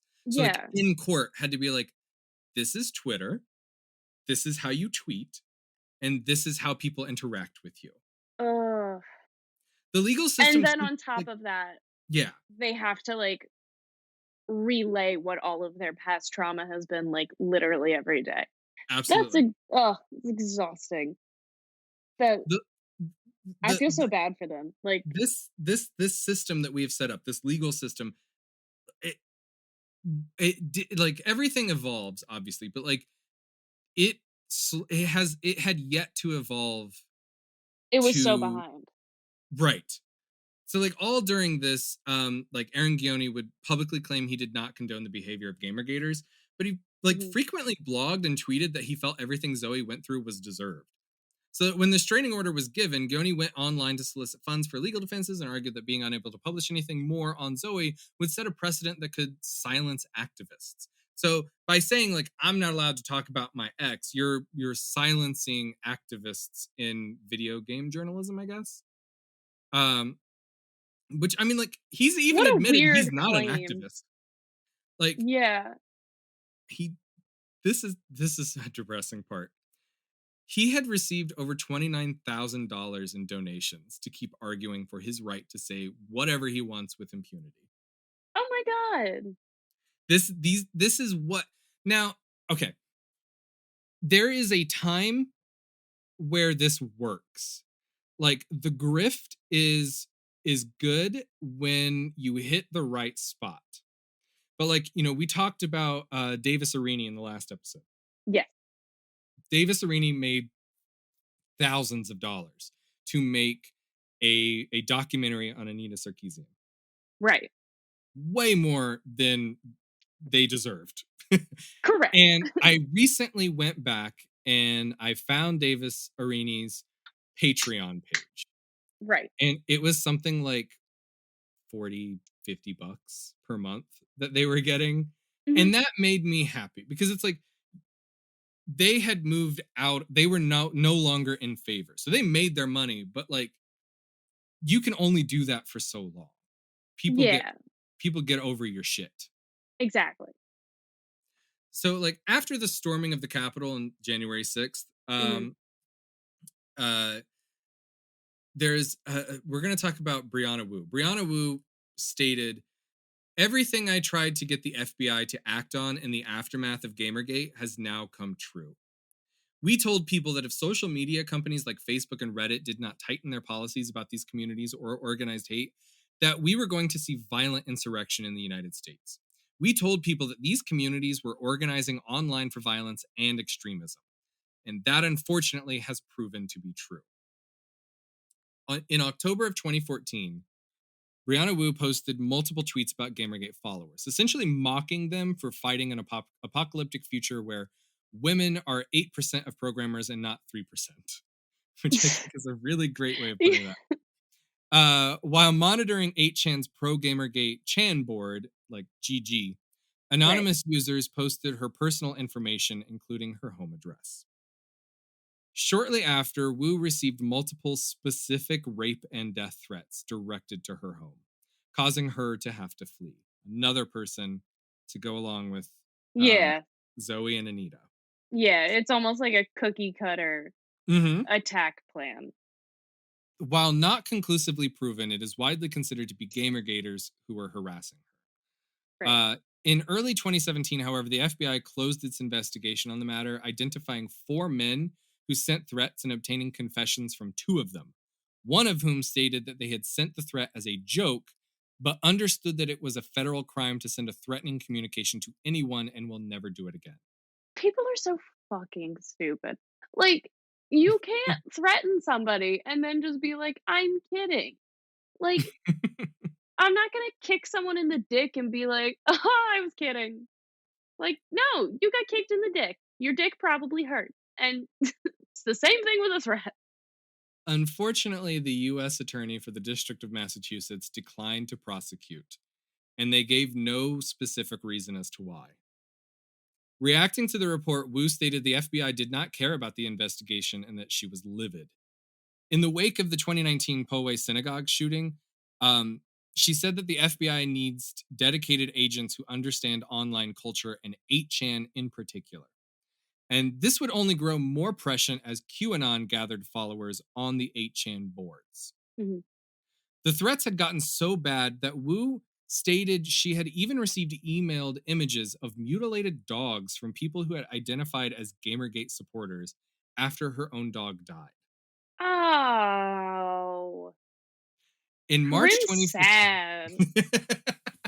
Like, oh, And, that's so brutal. it's my dog is asleep behind me, and I kind of want to go hug him. Hug your dog. Take a dog hug break. Like, please. That's so. I don't think I have words for that. In March of 2015, she said she had received 48 death threats during the previous 6 months. And as of May 2019, she and her husband were still living under aliases. So that's like 5 years. Yeah, that's so not okay. 48 is too many. 1 is too many. I was just about to say that. Yeah. So by October of 2014, cracks had already begun to form in the wall of Gamergate supporters. The website Mangotron hosted an interview between pro and anti-Gamergate supporters that quickly got a lot of traction. It's actually an interesting snapshot of how optics can play a role and how palatable some things can be. Mm-hmm. The anti-Gamergate person comes off as far more angry and unwilling to form a treaty with the Gamergate supporter, but that's mostly because that supporter, Lizzie Finnegan, deflects any actual responsibility for any of the awful things that have happened while her opponent refuses to concede a middle ground. So, like, by framing the harassment as anonymous people who happen to use her movement's hashtag, or as she described, a few bad apples in the group, she is saying that it's sort of inevitable and has nothing to do with the culture that has been created around particular ideologies. She doesn't engage with how disproportionate that vitriol actually is because she doesn't see it from that side. She sees it happen, sure, but to her, this is a small problem. Compounding it, the interview isn't one where facts are checked or that there is any pushback from the publisher. It's just people get to say what they want. So Lizzie and Rex Mundane, the other participant, are allowed to say whatever they want without the need to present any of the evidence. So, like, everything that's said is without any sort of backing. But, like, because Lizzie presents her side in a much nicer way than Rex does, the outcome is that Gamergaters get to applaud the interview and point to it as proof of their righteousness. It's all optics. But, like, shortly after, a website went up that was put together by Mangotron's creator as an attempt to gather a list of Gamergate supporters. This is something that is like weirdly it pops up so much in both Gamergate and Comicsgate where someone's like, I'm gonna make a list, and then everyone freaks the fuck out about this list. So like nobody really knows the reason for this, but like it ultimately hit the conspiracy nerve of the Gamergaters since they believed that this would be a convenient way to dox everyone in the community. Oh. So like Like, oh despite no, we've doxed so many people, but we don't want to dox ourselves. right. So Yeah. despite the stated neutrality of Mangotron and the fairly positive image that their movement was given from their interview, Gamergate supporters on 8chan decided Mangotron was now an enemy based on these tweets.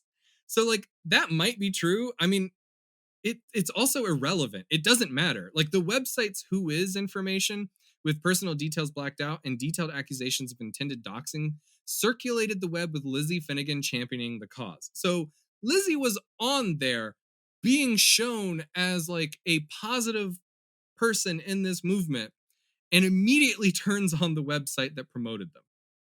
Yeah. So the image was circulated with the suggestion of looking up the info for yourself, which isn't necessarily doxing, but like it's also not far from it. Like in the end, the sites decided to no longer discuss Gamergate. They were like, we're already fucking out of this. We're done.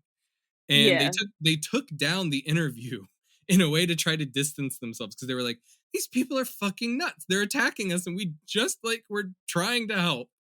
Or like I don't even know if they were trying to help, but what they did was help. You know. Yeah. So at the same time, several Gamergate supporters were being targeted for various reasons that all essentially boil down to like not adhering to the mob mentality.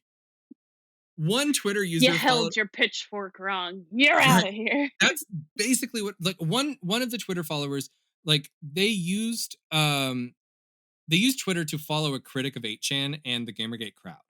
And that was enough for her personal information to be publicized online. And like a bogus phone call made to the police claiming that she had guns and explosives, which is swatting. That's what that is, you know. Yeah. And this wasn't an isolated incident either. In fact, Lizzie Finnegan, again, the one who was just interviewed or like in a debate on Mangotron, who then helped to crash Mangotron, Yeah. was doxxed for seemingly no reason on the same message boards that hosted pro Gamergaters. Well, they were So probably like, we don't want a woman in our Gamergate. Let's get her out of here.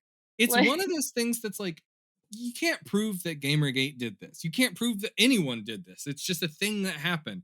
But it's yeah. fucking weird, you know? Also, like the amount of people that are like doxing is Yeah. just like, oh, it's so terrifying. hmm Like, God, just, I'm just uncomfy. So like Corinne's mad and uncomfortable and just wants people to keep their address to themselves. Lizzie Finnegan, like their life was threatened. Their Yeah. children were threatened. And by the end, she had to abandon the cause that she had championed. But hmm like before she deleted all of her accounts, she posted to Reddit one last time, asking everyone not to blame the movement, but to blame the individuals.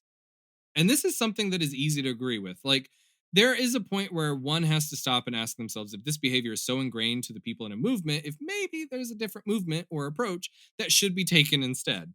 Yeah. But like perhaps even more notable, these attacks seem to heavily impact women over men. Like the federal judge who presided over the Silk Road case, the infamous black market of the internet. The Silk Road, if you don't know, was like it was a website where you could buy heroin on it. Like it was Okay. just you know. Yeah. Uh the judge's information as well as dozens of police officers' information were spread on the same 8chan board used by Gamergate that doxed Lizzie Finnegan.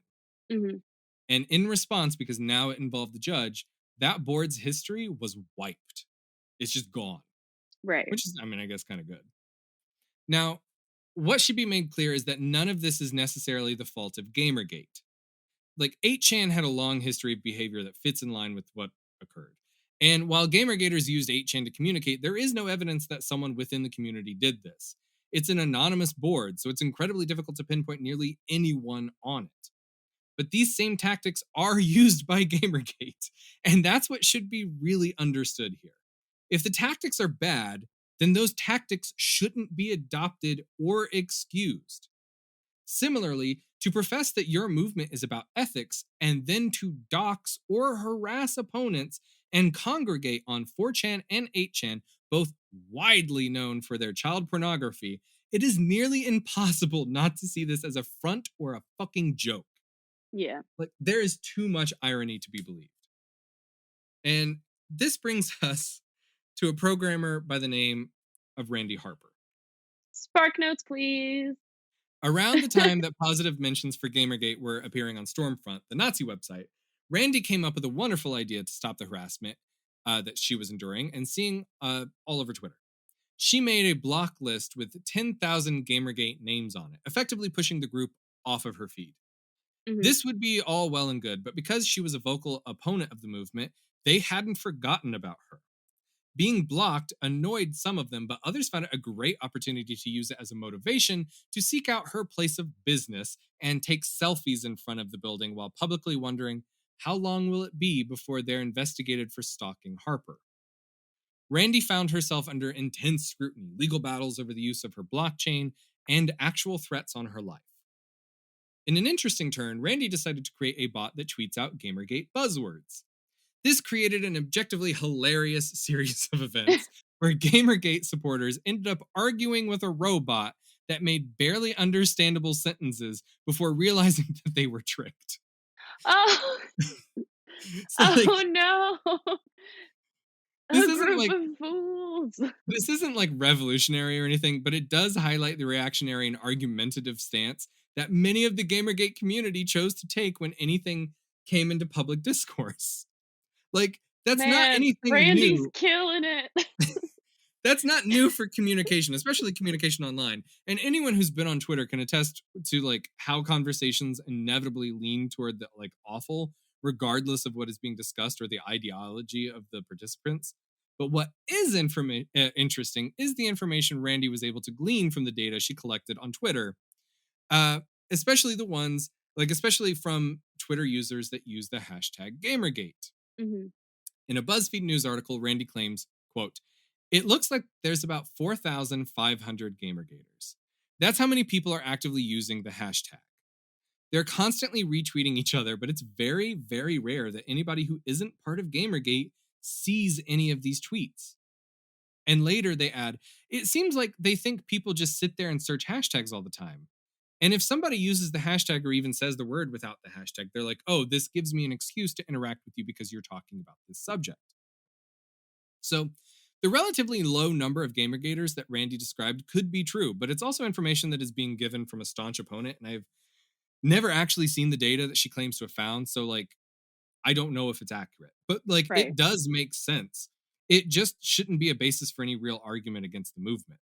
The Mhm. important part is that Randy antagonized these people consistently and, like in this interview, belittled Gamergate as a whole. And this, of course, led to more harassment and threats against her. Randy even went as far as creating an online abuse prevention initiative to help others in the same situation. There are obviously hundreds of examples that could be given about the harassment that became a defining characteristic of Gamergate. It's tough to separate the need to rehash the same information from the need to tell each person's story. I've exhaustively detailed a few instances in these people's lives, and yet it will never be enough to get the full context of what motivations people have for supporting the cause.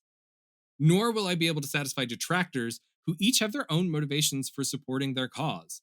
There are people in Gamergate who are true believers, and I don't want to discredit that, but that doesn't mean that the movement is good or worthwhile. For added context, most of the information covered here took place over the course of about 6 months. Gamergate stuck around, despite what most media outlets were reporting at the time, for years after it began. Mhm. So, in order to expedite the story of Gamergate as a whole, this is already a long fucking episode, so I'm gonna try. I think it's We're important. powering through. We can Yeah, do this. I think it's important to skip ahead and discuss some of the fallout from what happened. So, like, the actual answer tends to be not enough. But we have already discussed how woefully unprepared or uncaring law enforcement seem to be for this type of harassment, and that's something that's not fucking unique. More and more, this tends to be a situation that the police just shrug at until it's too late or someone's hurt, or Washington, D.C. is in fucking flames. That's why, at least for a short period, Zoe and another Gamergate victim opened the Crash Override Network, a support group for victims of online abuse, like revenge porn or doxing, staffed entirely by victims of the same abuse. The company stuck around in one form or another until 2018, when they passed the torch to other organizations and closed their doors. Now, I have no information about like why they closed, but their short-lived efforts were at the very least a good signal that something needed to be done. Yeah, I mean, like, and also it seems like they might have like actually been able to help some people and like, Yeah, find so like, they're not alone. like I mean, it sucks that they have to have a community about it because people were harassing them, but like, you know, yeah, it's better to heal together than just be like, God, this is only happening to me and this is fucking shitty. So, yeah. I mean, I think that there's um it's always good to help others. And like yeah, I I, think that is a smart thing to say. I mean, like, especially having someone who knows what you're going through is like in that situation, like people who have been harassed or abused, having Yeah. someone like that helping someone who has been harassed or abused, I think is going to end up being a good thing, And you the know? fact that they were all currently like going through that and we're like, okay, I'm having a terrible time. I'm going to now be like active and continue to help this, like, help people that are dealing with this. Yeah. Cause it's like, that's already an overwhelming amount to deal with, like being harassed. Hmm. But then to be like, yeah, but I'm still gonna like keep functioning and like do even more.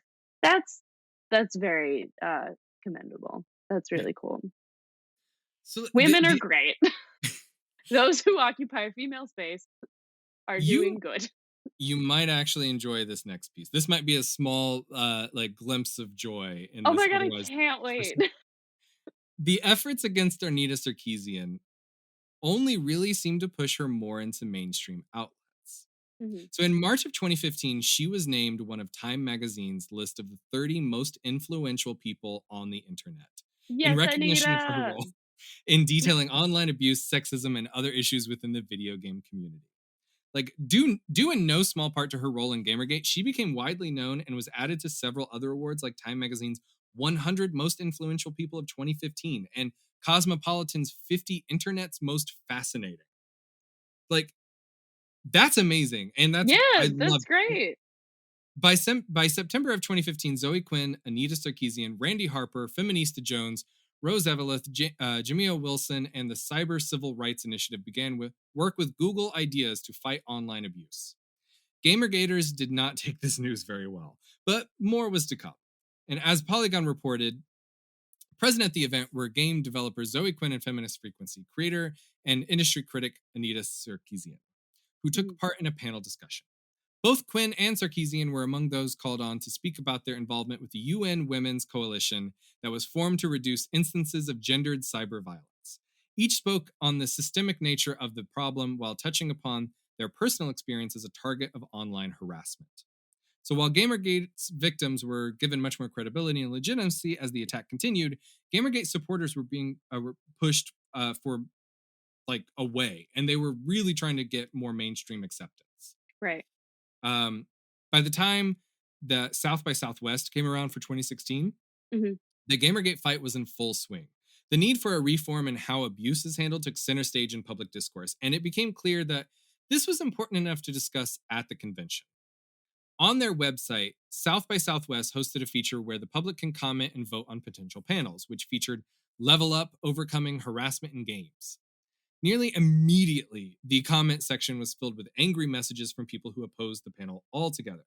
And as Arthur Chu wrote, again, Arthur Chu, love this man, Mhm. he wrote, the panel I was on and the Level Up panel, even though they were about internet harassment, and Gamergate is certainly an example of that, didn't mention Gamergate at all, nor were they about Gamergate. Gamergaters found these panels and chose to make an issue of Yeah, it. This, it's kind of crazy. Like if you if somebody is saying, like, abuse is bad, I don't think it takes a very, like, complex brain to understand that abuse is bad.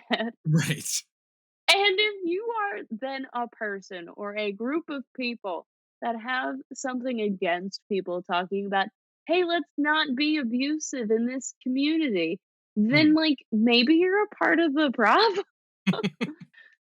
Oh, so wild. Anyway, continue. This situation spiraled quickly, and several guests mentioned receiving threats. But they heard nothing back from anyone at South by Southwest. As for why Gamergaters chose to target a panel on harassment, Vox writes, Gamergaters argue that these women are pushing a narrative intended to obfuscate what the Gamergaters say is the focus of the Gamergate movement: corruption in video game journalism. And then further on, they continue, essentially, they believe that talking about the misogyny and sexism in video games is a ploy, a runaround of sorts.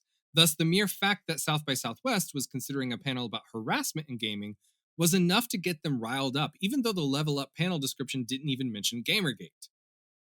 So, what happened next is absolutely no surprise. South by Southwest canceled 2 panels on harassment in video games after receiving harassment from Gamergaters, while at the same time hosting a panel about Gamergate with many Gamergate supporters. So, like, they canceled the thing on harassment because they got harassed, and then they promoted the people who were doing the harassment. Oh, Corinne's mad. In response to the backlash, South by Southwest decided to have a full-day summit on harassment in video games and invited the speakers that they canceled back to the event and eventually reinstated their panels altogether. These speakers refused, however, since the Gamergate panel was still being held, and eventually it was agreed to move the Pro Gamergate panel to another day entirely to allow everyone's voice to be heard in the right context. So the problems here are numerous, but possibly one of the most repeated Yeah, I was gonna is say. the balance fallacy, like the idea that you have 2 groups with 2 opposing views, and if they're not both allowed to present their views, then it's unbalanced. So, like, you get that from Fox News all the fucking Yeah, time. It's an untrue way of looking at things. Like, so it's a way to really hoist up untrue statements or extremely unpopular. Like, you have like, let's just go with climate change. sure. A great way to do is like, oh, we have to share both sides because not everyone agrees on climate change. Mhm. Okay, but 90% on one side agree and 10% on the other, but we're going to give them 50-50 time slots. You see, like, it Yeah, just no, doesn't it's work. not. It don't work like that. So I'm going to quote something from BuzzFeed News right now. Okay. Mhm. Even as he won't distance himself from Gamergate, Gioni won't quite take responsibility for the terrifying harassment that women have faced as a result of the Zoe post, downplaying its significance. The scale is actually not that large, and gender doesn't seem to be what sets off these harassment bouts. Political ideology does. This is the underlying nature of social media. Ideology and feelings drive engagement. In discussing why former President Trump's personal blog never seemed to get off the ground and died within a month of its launch, Judd Legum of Popular Information looked into how social media promotes behavior. Quote, it underscores that the fundamental problem with Facebook and Twitter are baked into their algorithms and cannot be solved by banning Trump on any individual account. Like, Facebook is aware of the problem. Last year, the Wall Street Journal reported the senior Facebook executives were warned about the systemic issues with its algorithm. Our algorithms exploit the human brain's attraction to divisiveness, read a slide from a 2018 presentation. If left unchecked, it warned, Facebook would feed users more and more divisive content in an effort to gain user attention and increase time on the platform. Mhm. That presentation went to the heart of a question dogging Facebook almost since its founding. Does its platform aggravate polarization and tribal behavior? The answer it found in some cases was yes. Facebook, however, shelved the basic research, partly due to concerns that proposed changes would have disproportionately affected conservative users and publishers. So while Trump has been absent from Facebook for months, extreme content continues to thrive. In April, for example, The top publisher on Facebook was the Daily Wire, a far-right website that produces no original reporting. So this is all very similar to the ways that YouTube promotes negative behavior with their algorithm. The Yeah. algorithms baked into the platform promote very divisive ideas because that keeps people's eyes on the site.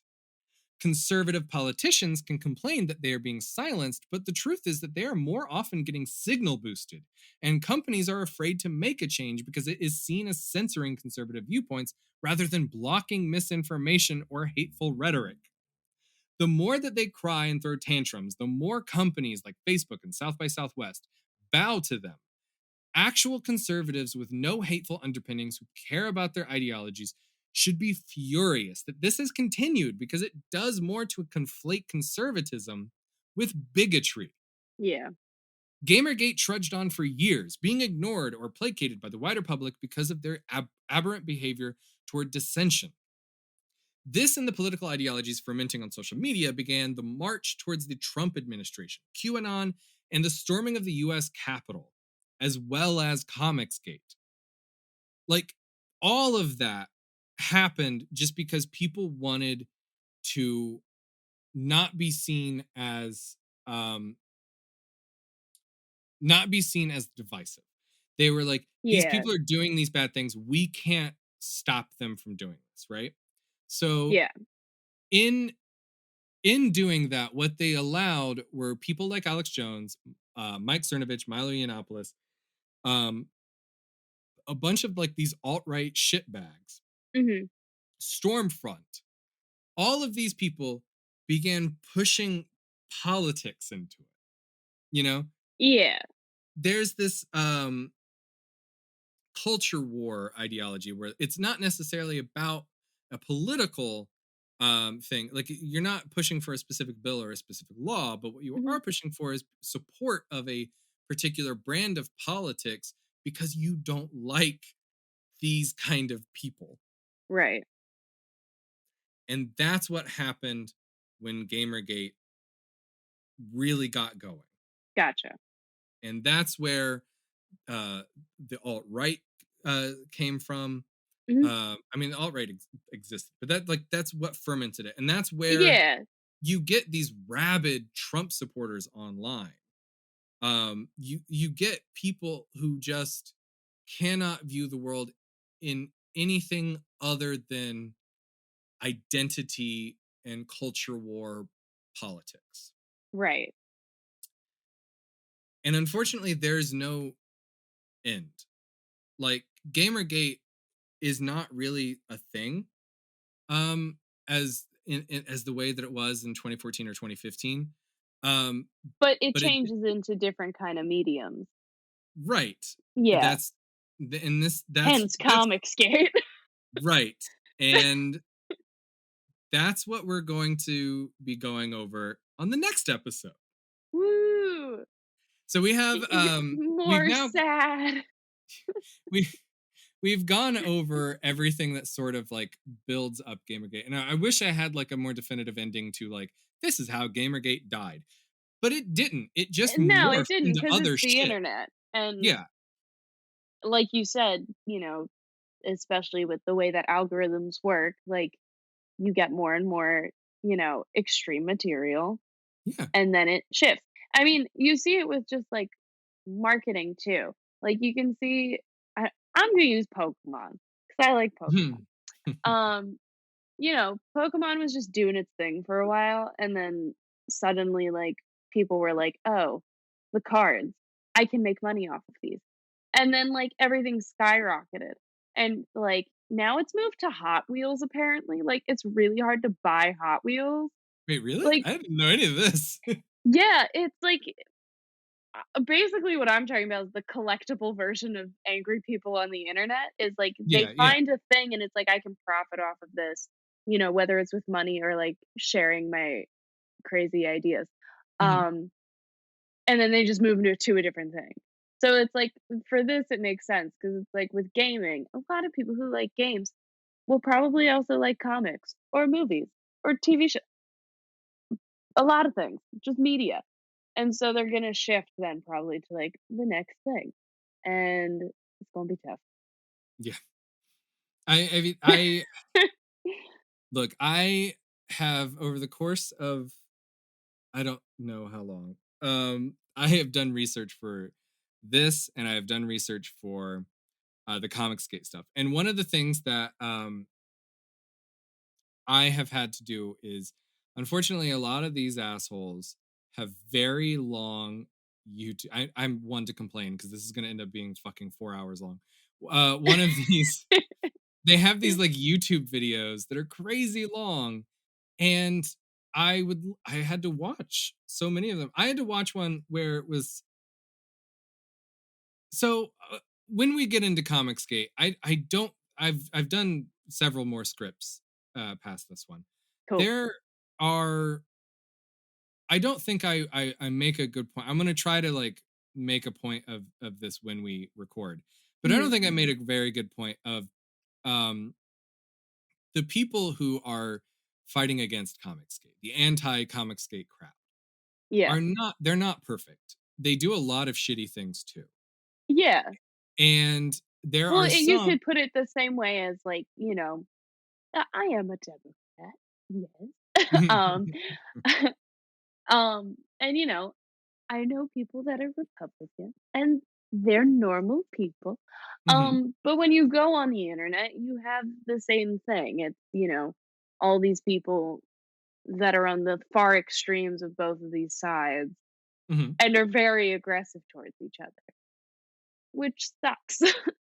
Oh, you yeah. know, The like, and I part of why I started watching some of these YouTube videos is because these people on the other side, the anti-Comicsgate crowd, had a lot of complaints and a lot of like specific claims about the Comicsgate crowd. And it's like, okay, well, hold on, let me check. I can't just believe you. You can't just yeah, say a thing. So I one of them was there is a we're going to talk about another white nationalist coming up I'm and not surprised. That's okay. and there was a person who's very high up in like in a, a a movement that really doesn't have like leaders, but there are leaders. Like it's That the, tends to be a lot of movements nowadays, I feel like. It's just yeah, like there's just a horde of people moving in a vaguely similar direction, but then and there are people they're that just stand out loud. in the crowd, and they're not necessarily like they didn't start the movement. They're not like doing anything special. They're just popular in this group, right? So Yeah. one of these people was accused of promoting and supporting this white nationalist. Mhm. And I watched a lot of this person's YouTube videos, and I don't like this person. Mhm. But one of the YouTube videos that I watched is crazy long, and it is an interview with this white nationalist. But it's I would say it platforms this person, but they do argue about his shitty behavior. Yeah. And it's I don't even remember my point in bringing this up. I just remember like, there's just so much to wade through on the internet. And to get to all of the information that I am going to go through, I don't have enough time to go through all of the bad things that people that are not in that group did, because I'm not Yeah. writing about that group. I'm writing about the Comicsgate group, Yeah. right? And I'm sure a lot of people did shitty things. However, if you're like the movement that these people have are largely based around and promote shitty people, and that's what I'm going to talk about. Yeah. But anyway, you can Yeah. find you can find more information, including all of the sources for today's episode, at comicallypedantic.com. You can also follow us on Twitter and Instagram by searching at Pedanticast and at Derek L. Chase on both platforms. New episodes come out most Sundays on iTunes, Stitcher, Google Podcasts, Spotify, and at comicallypedantic.com. This show is entirely listener supported, so if you'd like to support the show, help us stay ad free, and possibly be mentioned on air, you can check out the Patreon link at the top of comicallypedantic.com. If you have any comments or questions, you can send them in text or audio recording to comicallypedantic@gmail.com. Please indicate if you'd like your name or question read on the air. Now, I also want to point out, like, I read this thing about my Patreon here. I Mhm. don't actually expect anyone to ever give me money. I'm only putting that out there in case you want to support me. Like, I don't give a shit, really. I don't like I'm doing this because I find it interesting. I'm not doing We it to do make this money. for fun. We Right. just like hanging out and getting mad on a Sunday. Just And if dudes you being bros. Yeah. just guys being dudes, and that's DOODS, Oh yeah. because I like double O's. And but to speak to that, I really like to those that don't know, Austin is my fiance. I think I've brought her up many times already, and she's been on the show. So just And she's my Austin is pal, so I will frequently bring her up. as like she has commented many times like she doesn't really get why I spend so much time reading about this shit that pisses me off, and part of it is because I do find it very fucking interesting, but as I think it's important. There is a method to me like learning all of this. However, I have also learned to log off of Twitter a lot more than I used That's good. That to. is good. I don't go on Twitter much, but I've crafted my Twitter to now just be, I think I actually just tweeted about it. But this is for my Facebook. My Facebook Marketplace apparently now is just big sweaters and Pokemon cards. And that's essentially what my Twitter is now also. It's just like people doing like their ideas of Pokemon. Like, hey, this is what I Oh, think. like Like, I've seen a lot of them where they combine them with like different things, and yeah, or that's like pretty they'll cool. make them different types. Like, here's a Mhm. Charmander, but if he was a water type, and I'm like, wow, a water lizard. That's really cool. Or and bodega cats. That's the two things that I have on my Twitter right now is Pokemon and bodega cats. That's So wonderful. I really crafted it to be to be like a happy place for me. Yeah, That's good. do your best to fix the internet for your brain. I Those are have my words. I have two Twitter accounts, one for the show and one for me.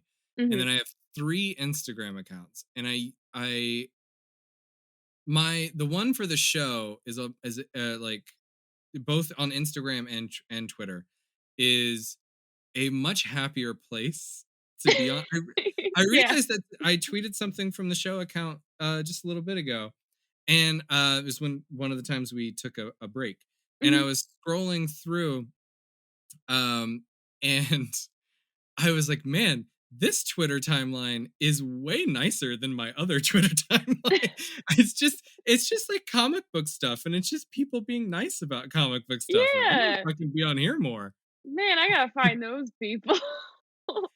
I don't know how I cultivated that. I'm still nervous to share my nerd opinions on the internet. I don't know if if recording these episodes help that. But like, you know, I've got my little squad of people that I can talk to about it, so that's okay. Um, no, but my Instagram is fairly happy. I have like my actual account, which is a lot of people roller skating and cats. Cats are a big theme in my life. And then I have a food one, because I'm a culinary person. Um, and then I that's think I mostly follow just both of food. yours, Yeah, and there's I, cornfield, and then there's cooking with Corinne. Um, I guess that can be a promo. I don't really care. I, I, I very much enjoy having you on here, and also following you on Instagram On the social and medias. Thank on you. on I the have a social hoot. medias. I also very much enjoy hanging out with you, so I appreciate you Oh coming my god, on, same. and I I'm love hanging out with you in Austin. It's honestly a delight. I'm very excited to have you back on for the next episode. Oh, hell yeah. I'm so excited. You gotta let me know when it is. So, again, coverage of the ComicsGate movement begins next time. We've made it to the topic. That's right. This is the most fucking wild one I've ever done. Uh, we're like Star Wars. We're making the prequel trilogy. And now we're I gonna have think the real trilogy. This kind of broke my brain a bit because I didn't realize how fucking long this script was. Um, I was scrolling through. I texted you and I was like, "This is going to be a longer episode." And We man, had a I could tea have break. broken It's okay. they do get shorter as I go on because there are moments where I'm like, oh man, this is fucking long. Um, I tried to like group them by like a central theme a bit. Mhm. So they're not just like this. I had to cover so much of GamerGate, and I was like, Yeah. I We had to don't want learn to a lot about people. I don't want to spend more than 2 episodes talking about something that's not really the point of the show. So I was like, I'm I gonna get mean, it all done in this. honestly, they could be their own 2, like, separate, like, things at this point, because I feel like it kind of fits. Like, Yeah, this is just nerd culture, and it's I, sometimes nerd culture is poopy. it. Oh my god, yes. So If you ever make merch, you should just have, hey, nerd cultures. sometimes nerd culture is poopy. I'm doing that now. All Cool. right. So coverage of ComicsGate begins next episode. Until then, you can find more exciting adventures at your local comic shop.